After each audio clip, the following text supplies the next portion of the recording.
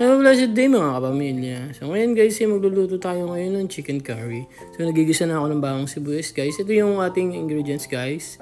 Carrots and potatoes. Bali na prito ko na rin siya guys. Tapos yun yung ating chicken. Siyempre, chicken curry nga eh. Yeah. So yan guys, yan. Bali ilalagay ko na rin dito ang ating chicken guys. So yan, lagay ko na dyan isa-isa.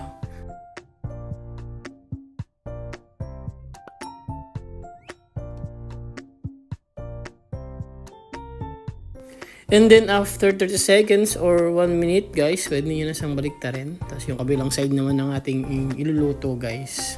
So after nyan guys, maglalagay na tayo dito ng patis.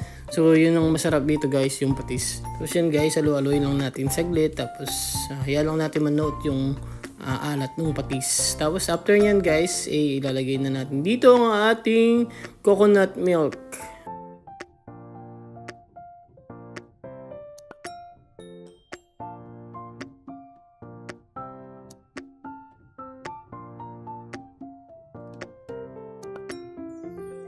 After naman yan, ilalagay na natin ng tubig. So, yung ginamit nating lagay ng tubig ay yung pinaglagyan ng coconut milk.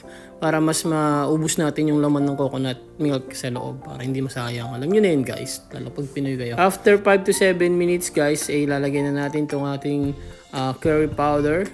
So, yan guys. Bali ang ating curry powder ay Indian curry. So, papakita ko sa inyo dyan guys kung ano itsura ng ating curry na lagayan. Is Indian curry. So, yan. Nabili lang namin siya dito.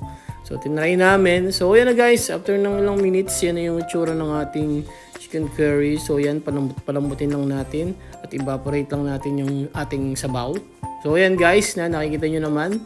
Kumukulo na ang ating chicken curry. So, maglalagay na tayo dito ng bell pepper guys. So, yan ang ating bell pepper. Red bell pepper ang ginamit ko rito guys. Kasi may mga iba rito na may yellow, may green. So, yun. Bali red pepper ang ginamit ko rito. At ilalagay na natin dito guys ang ating potato at carrots. So yan, saglit lang natin siya niluluto guys. Bali kasi naiprito na natin siya kanina. So hindi ko na napakita sa video. Basta naiprito ko na siya guys. So saglit lang natin siya iluluto dyan. Para naman medyo masarap yung kain ng ating gulay. Kasi medyo may tigas pa. Or basta yun, may tigas pa guys. Kasi mas masarap siya kainin pag matigas pa or hindi siya labsak. Yun, para hindi siya labsak. So yan guys, dito ay naglagay na ako ng black pepper. So yan, halo-haloin lang natin. So ayan guys, kung nagustuhan nyo itong video guys, isang like naman dyan mga kaibigan, mga kapamilya. So yan, tapos na tayo magluto guys. So yan, maraming salamat sa inyong panonood guys.